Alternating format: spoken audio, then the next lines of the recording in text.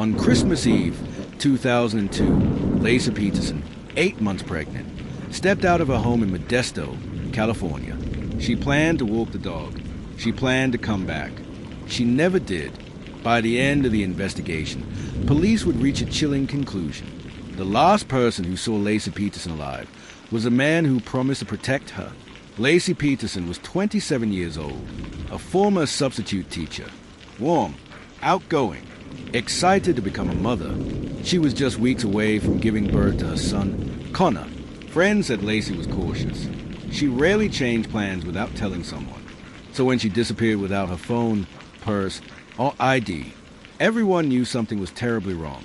According to her husband, Scott Peterson, Laci was last seen alive inside their home around 9:30 a.m. Scott said he kissed her goodbye before leaving to go fishing alone at the Barkley Marina, nearly 90 miles away. He claimed Laci planned to mop the floors and walk the dog. But investigators noticed inconsistencies immediately. The dog was found wandering outside, leash still attached. The mop bucket was untouched. Laci's shoes were still inside the house. And neighbors said they saw the dog roaming after Scott had already left. That meant one thing. Laci never went on that walk. Scott insisted he was innocent. He appeared calm, detached, almost rehearsed. Then police uncovered something that shifted the case forever. Scott Peterson had been having an affair, and he had told a woman he was dating that his wife had died weeks before Laci actually disappeared. When confronted, Scott said it was a misunderstanding, but to investigators, it sounded like premeditation. 4 months later, in April 2003, a fisherman found something on the shores of the San Francisco Bay. It was Laci, and nearby, the remains of her unborn son, Connor. The location was devastating. It was less than a mile from where Scott said he'd gone fishing, on the very day Laci vanished. Prosecutors argued Scott had used the bay to dispose of their bodies. The man who said goodbye to her that morning had brought her to the place she would never leave. Scott Peterson was arrested and charged with 2 counts of murder.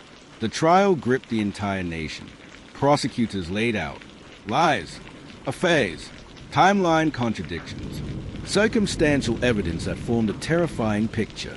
The defense argued there was no direct proof, but the jury saw something else. A pattern.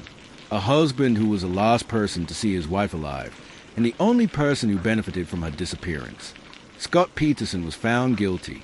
Here is what still haunts investigators. Scott Peterson never admitted guilt, never showed remorse, never spoke Laci's name with emotion.